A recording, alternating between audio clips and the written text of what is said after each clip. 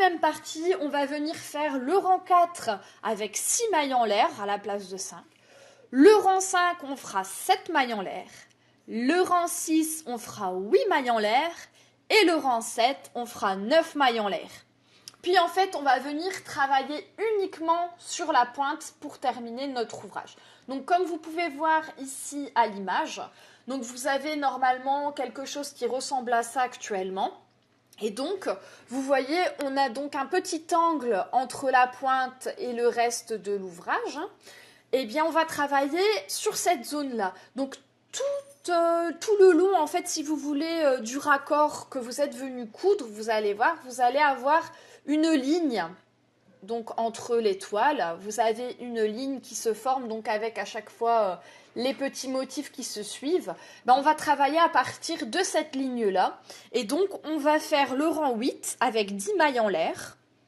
Puis, on va faire tout le tour de sa pointe et venir au même endroit de l'autre côté. On va faire le rang 9 avec 11 mailles en l'air. Le rang 10 avec 12 mailles en l'air. Et le dernier rang, le rang 11, avec 13 mailles en l'air. Et là, on a terminé donc tout ce qui est crochet. Il vous restera plus qu'à faire évidemment une petite jonction entre vos rangs que vous venez de faire à la pointe et les autres pour que ça soit plus joli. C'est toujours mieux quand même. Hein, donc voilà, moi j'ai fait un petit pont simplement avec une chaînette, hein, quelques mailles en l'air qu'on vient rattacher. Ça fait plus propre, ça fait plus net et bon voilà. Reste maintenant l'étape du bouton. Alors pour cela, il vous suffit simplement de passer votre cape, de bien l'ajuster et puis de venir avec des petites épingles mettre l'emplacement du futur bouton de la future boutonnière. Vous retirez délicatement. Donc après, je suis venue coudre mon bouton.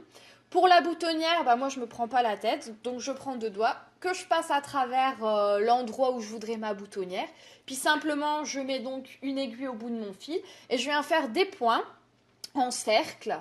Hop, au niveau de mes mailles, et puis ça prend 2 minutes, j'ai une boutonnière et ça marche vraiment très bien.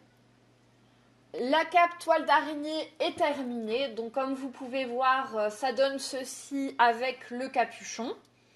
Donc moi j'aime bien parce que voilà, j'ai mon petit effet chapeau de sorcière. Bon voilà, après c'est une question de goût comme je le disais tout à l'heure, vous pouvez très bien faire une capuche tout à fait classique. Donc porter, bah, ça donne ceci. Et alors une fois qu'on rabaisse donc la capuche, bah, ça donne cet effet-ci.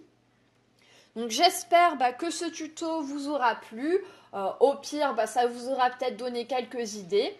Moi je vous dis à bientôt pour de nouveaux tutos, peut-être de nouveaux points.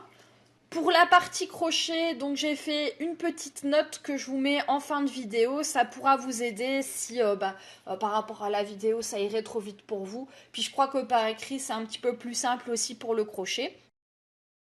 Bye bye!